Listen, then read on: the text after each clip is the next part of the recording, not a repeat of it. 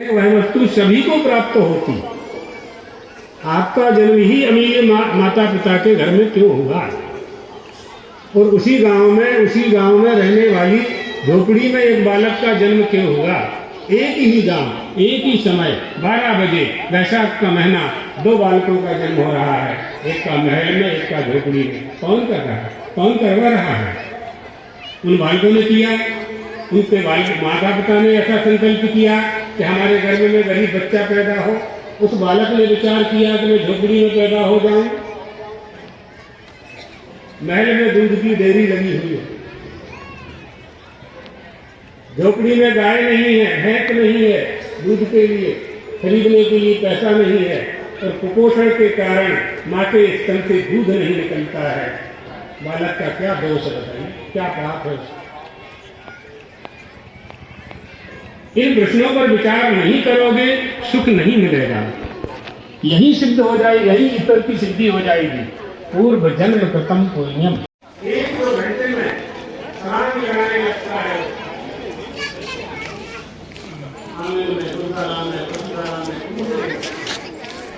मनुष्य का बालक 1 साल में पहले चली नहीं पाता। बहुत से बालक तो 1.5-2 साल में चली। इस व्यवस्था को समझने में हमारा चिंतन बहुत अच्छा होना चाहिए। वह चिंतन हमारे अंतःकरण में आध्यात्मिकता को जन्म देगा, और वो आध्यात्मिकता सचिव निजी सचिव जो थे, और पूज्य गुरुदेव सदगुरुदेव हमारे दंडी स्वामी कालिकानंद जी जो हैं, उनके परम मित्र। दोनों एक शरीर से तो अलग अलग दिख रहे हैं, लेकिन आत्मा दोनों की एक है। एक दूसरे की आप काले धाम में देखेंगे, बड़ी बड़ी फोटो टंगी हुई है। ऐसे हमारे पूज्य बीच में दादाजी उपस्थित थे, परम पूज्य ब्रह्मचारी सुबुद्धानंद जी सरस्वती जी महाराज जी आपको अपनी वाणी के द्वारा आपके हृदय में कुछ प्रभु की चर्चा प्रवेश कराएंगे। देखिए, बहुत ही सुंदर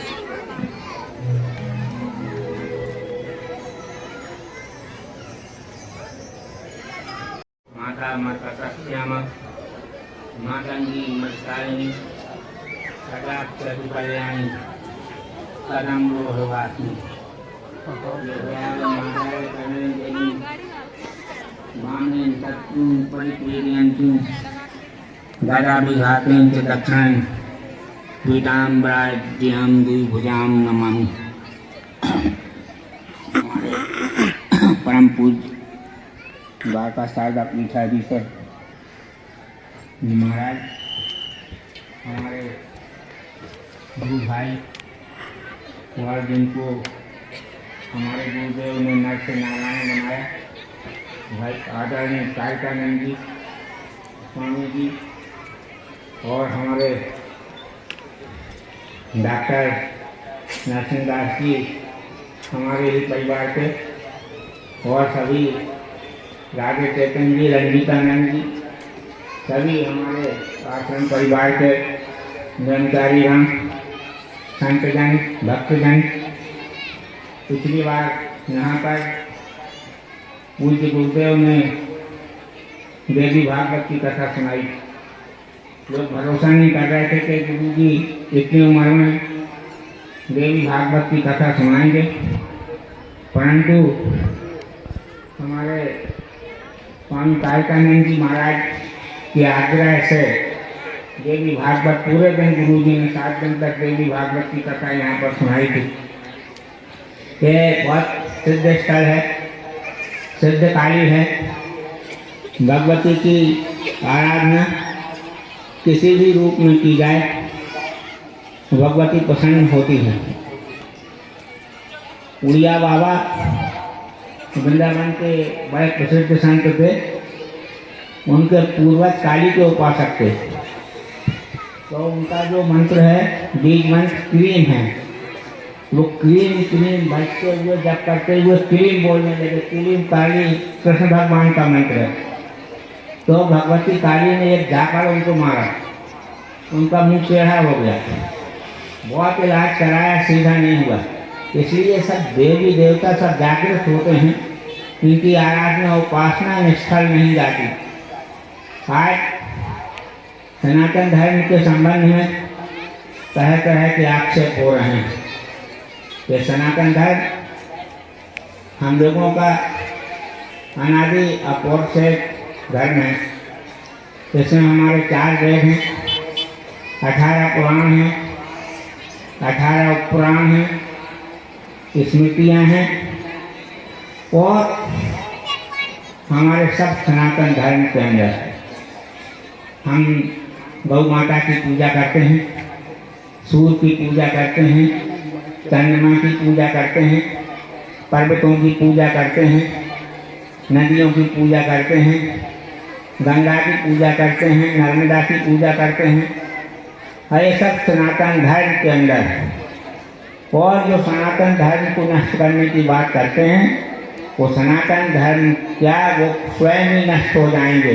जो सनातन धर्म की निंदा करते हैं, सनातन धर्म जो गौ माता को मानने वाला है, जो ओंकार को मानने वाला है, जो पुनर्जन्म में विश्वास करने वाला है, वो सब सनातन धर्मी हैं।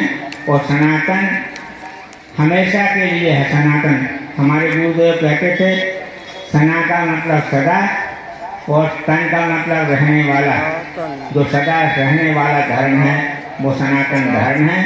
धर्म केवल एक ही है, सनातन धर्म। बाकी तो मत मतांतर मजहब हैं, ये बाद में हुए हैं।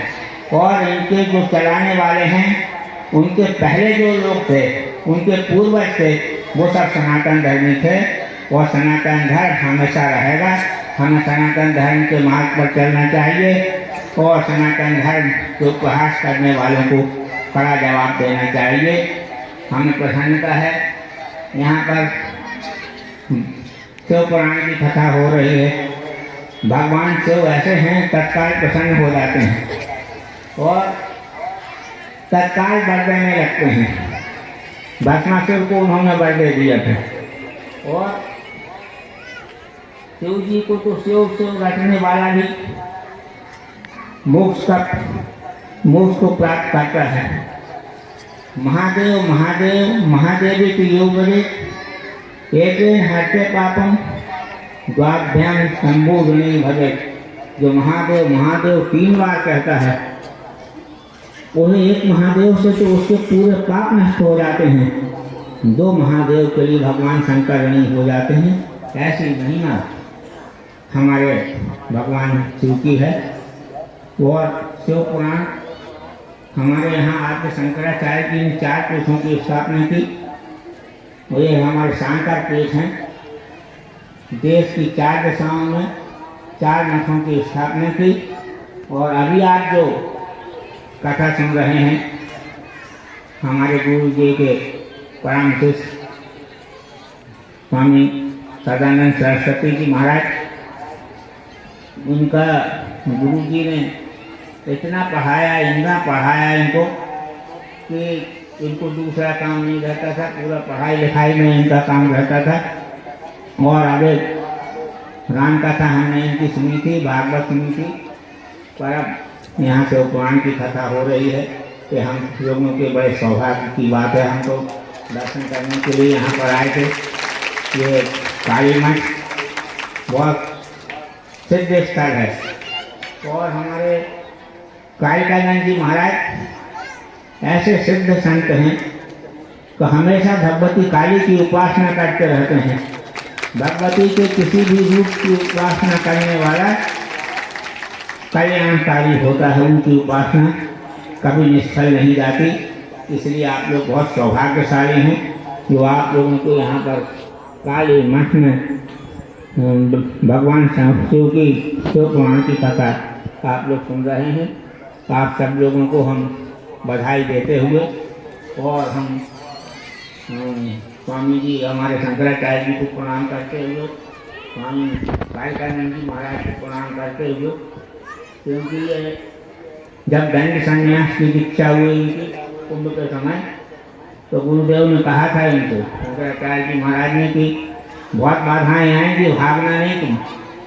तो ऐसी बाधाएं इनकी आई कि ये भागने वाले थे, परंतु तो रुक गए और फिर उनका दंड संन्यास वहाँ पर प्रयागराज में हुआ।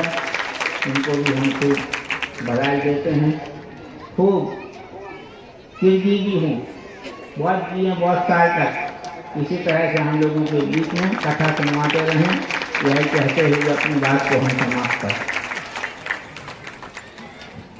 बहुत बहुत आपके चरण में विनम्र प्रणाम करते हुए आइए, हकीकत में दंड दीक्षा के लिए तो आपने ही आग्रह किया था और आपने ही जबरदस्ती कराया था कि दंड चाहिए और चाहिए। वो क्षण तो हम साक्षी थे और बंटी, जब दंड हुआ था गुरु जी का, मैं तो उस समय कहीं और था। जब दंड दिया जा रहा था गुरु जी को, तो ऐसा वास्तव में कष्ट, और दंड के नाम है दंड। उसके कुछ शंकराचार्य उदाहरण देंगे, अर्थ में बताएंगे। मैं तो समझता हूँ दंड करते क्या हुआ, शुद्ध लौकिक भाषा में समझ लो दंड, यानी आपको दंड तो मिलता है। तो जब दंड गुरु को दिया जा रहा था 3 दिन का, वो क्षण मैंने देखा था, तो मैं कुछ दादाजी से मैंने कहा कि गुरुजी ये दंड वंड आप अपना रखिए, ऐसा दंड न दीजिए कि जो कि क्या कहते हैं यही पे पूरे सजा मिल जाए, है ना। तो वो क्षण वास्तव में बहुत कठिन था। और जब दंड का था तो उस समय कुछ छोटे स्वामी जी, हमारे ज्योतिष पीठाधीश्वर जगदगुरु शंकराचार्य जी ने हमसे कहा भी कि राधे चेतन आज भंडारा है, ध्यान रखना, गुरु जी के आदेश है, कुछ भी हो सकता है। हमने मतलब बोले कि समझ जाओ कुछ भी हो सकता है। तो हमने ठीक है। तो भंडारा ऐसी पंडाल बहुत बड़ा लगा हुआ था वहां पे। तो उस पंडाल में जब भंडारा प्रारंभ होने लगा तो बोले संतों क्या में बैठाएंगे, जो वीआईपी कमरे बने थे उस कमरे में बैठा के भोजन चालू हुआ प्रसाद का। और जैसे सभी संत लोग, दंडी स्वामी लोग भोजन के लिए तोरे होंगे, उसी समय तूफान ऐसा आया कि पूरा पंडाल धराशायी हो गया। हमने सोचे कि वास्तव में कुछ गुरु जी ने, दादा गुरु जी ने कहा था, इलाहाबाद की घटना है, मैं भी था वहाँ पर। रास्ते में जब दंड लेकर के आ रहे थे, समष्टि चल रही थी दंडी सन्यासियों की, छोटी सी नाली, गाड़ी फंस गई, निकली नहीं, धक्का लगा थक गए पुलिस वाले, नहीं निकल पाए। फिर कुछ दादाजी से निवेदन किए तो गुरु जी की गाड़ी आई लेने के लिए, और तो वो गाड़ी जो थी वहीं छोड़ी गई, बाद में आई कि वहीं धसी रही, ये भी नहीं पता हम लोगों को। उस गाड़ी से गए, बड़े व्यवधान उस समय आए थे। तो इसी आशा का वास्तविक में दंड का तो समझ में आ गया किस तरह स्वामी भज शिव ओंकारा,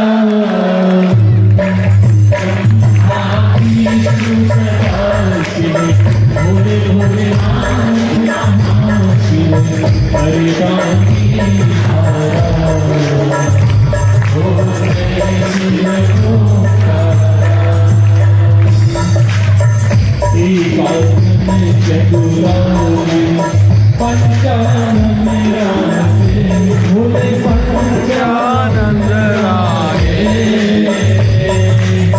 हंसासन गरुड़ासन, हंसासन गरुड़ासन, पृथ्वीवाहन सागे, ओम शिव ओंकार, भोले अति सोहे,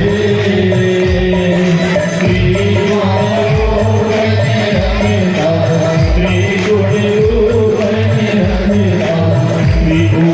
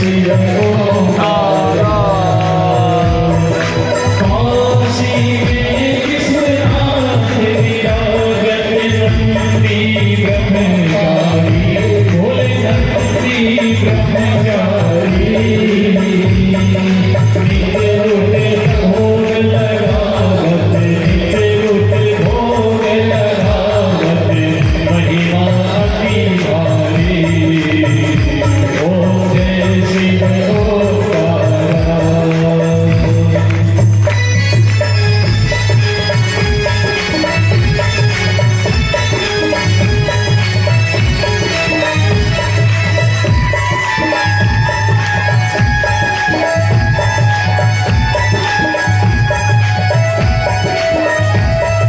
त्रिपुरे स्वामी की आरती जो कोई करे